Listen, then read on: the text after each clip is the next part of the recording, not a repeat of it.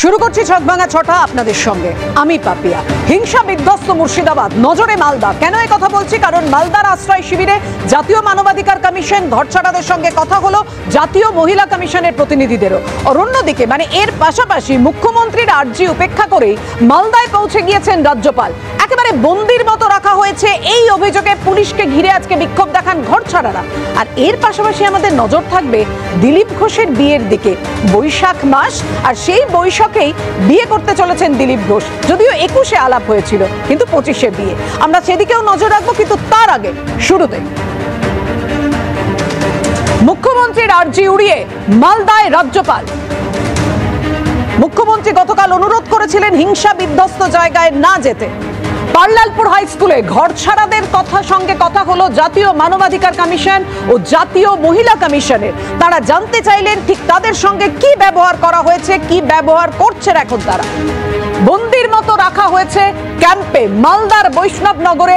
এভাবেই বিক্ষোভ দেখালেন ঘরছাড়ারা। তাদের অভাব অভিযোগ ফেটে পড়ল পুলিশের সামনে। রাজ্যপাল দায়িত্বজ্ঞানহীন কাজ করেছেন। এই সময়টা মুখ্যমন্ত্রী নিজেও যাচ্ছেন না, জনজীবন স্বাভাবিক ছন্দে ফিরছে, যাতে এখন আর কেউ না যান।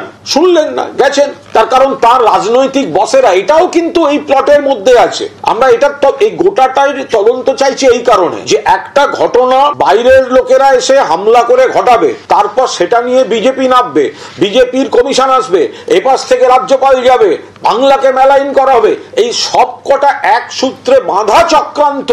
আমি এখানেই শতরূপের কাছে আসবো। শতরূপ, শুনলে কি ভয়ঙ্কর কথা, মারাত্মক অভিজ্ঞতার কথা তারা শোনাচ্ছে। আমার ঠিক গুনে গুনে তিনটে কথা বলার আছে। প্রথম, যেটা কুণাল ঘোষ বললেন, ওদের যথারীতি যে কোনো ব্যাপারে এটাই একটাই বক্তব্য যে বাংলাকে বদনাম করা হচ্ছে। ওদের ধারণা বাংলায় দাঙ্গা হলে, দুজন মানুষ খুন হলে দাঙ্গায়, একজন মানুষ পুলিশের গুলিতে মৃত্যু হলে বাংলার সুনাম হয়, আর সেটাকে নিয়ে কোনো কথা হলে তখন বাংলার বদনাম হয়। অতএব এই ঘটনাগুলো ওরা ঘটাবে, তাই নিয়ে আমরা কথা বলতে পারবো না। আমার দ্বিতীয় কথা হচ্ছে, দেখুন এই যে আজকে যাচ্ছে, আপনার মনে থাকবে গত বছর ঠিক এই সময় আমরা আলোচনা করছিলাম, সন্দেশখালীতে এই মহিলা কমিশন গেছিল, রেখা শর্মা তখন ছিলেন এবং এই গভর্নরের সঙ্গে গেছিলেন। গভর্নরকে পাশে বসিয়ে প্রেস কনফারেন্স করে বলছিলেন যে পশ্চিমবাংলায় রাষ্ট্রপতি শাসন জারি করতে হবে।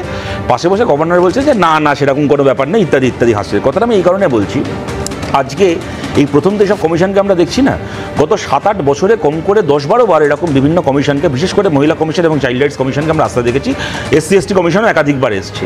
আপনি বলুন, এরা বিজনেস ক্লাসের টিকিটে দিল্লি থেকে উড়ে আসে, 5 স্টার হোটেলে থাকে, তারপরে একেবারে এসি গাড়িতে করে বিভিন্ন জায়গায় যায়, প্রেস কনফারেন্স করে, এদের কাগজে নাম বেরোয়, আপনারা টিভিতে দেখান। এরা আবার বিজনেস ক্লাসের টিকিটে আবার দিল্লি ফিরে চলে যায়। তারপরে এরা কি কাজটা করে, কোন অসডিম্ব এরা প্রসব করে? আমি খুব অবজেক্টিভলি জিজ্ঞেস করছি। আজকে এখানে দুজন মানুষের খুন হওয়ার কথা বলছেন, দাঙ্গায় মৃত্যু হওয়ার কথা বলছেন।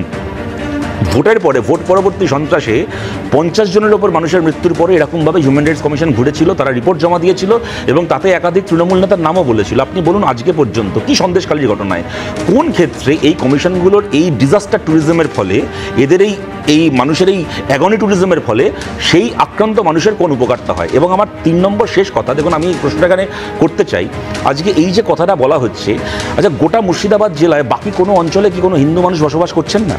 করছেন তো।